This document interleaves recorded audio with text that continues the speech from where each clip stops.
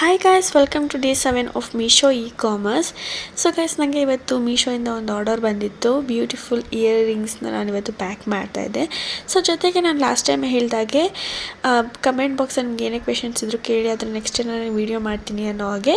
So ಒಬ್ಬರು comment ಮಾಡಿದರು, ticket rice ಮಾಡಿ 5 days ಆಗಿದ್ರು ನನಗೆ ಯಾವುದೇ ರೀತಿ ರಿಸೀವ್ ಮಾಡೋದಕ್ಕೆ ಡೆಲಿವರಿ ಪಾರ್ಟ್ನರ್ ಬಂದಿಲ್ಲ, ಹಾಗೆ ಜೊತೆಗೆ ಅದು ಕ್ಯಾನ್ಸಲ್ ಕೂಡ ಆಗಿದೆ ಆಟೋಮೆಟಿಕ್ಕಾಗಿ ಅಂತ ಹೇಳಿದರು. ಸೊ ಇದಕ್ಕೆ ರೀಸನ್ ಏನು ಅಂತ ಇವತ್ತು ಹೇಳ್ತೀನಿ ಬನ್ನಿ.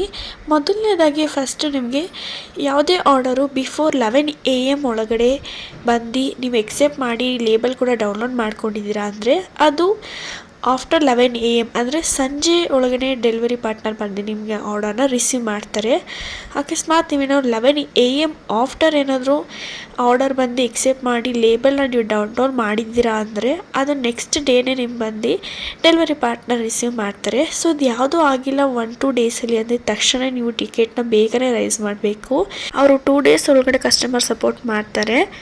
ಜೊತೆಗೆ ನಿಮಗೆ ಬಂದಿರೋ ಆರ್ಡರ್ ಕೆಳಗಡೆ ಬ್ರೀಚ್ಡ್ ಸೂನ್ ಅಂತ ಬರ್ತದೆ ನೋಡಿ, ಅದನ್ನು ನೀವು ಅವಾಗವಾಗ ಚೆಕ್ ಮಾಡ್ಕೋಬೇಕು. ಯಾಕೆ ಅಂದರೆ ಬ್ರೀಚ್ಡ್ ಸೂನ್ ಅಂತ ಅಂದರೆ ಇನ್ನೇನು ನಿಮಗೆ ಈ ಆರ್ಡರ್ ಕ್ಯಾನ್ಸಲ್ ಆಗೋದ್ರಲ್ಲಿದೆ ಅಂತ. ಬ್ರೀಚ್ಡ್ ಅಂತ ಅಂದರೆ ಕಸ್ಟಮರ್ಗೆ ಆರ್ಡರ್ ಕ್ಯಾನ್ಸಲೈಸ್ ಯಾವಾಗಾದರೂ ಆಗ್ಬೋದು ಅಂತ ಈ ಮೀನಿಂಗ್ ಇರುತ್ತೆ ಗೈಸ್. ಸೊ ನೆಕ್ಸ್ಟ್ ನಿಮ್ಗೆ ಯಾವ್ದಾದ್ರು ವಿಡಿಯೋ ಬೇಕು ಅಂದರೆ ಕಮೆಂಟ್ ಮಾಡಿ.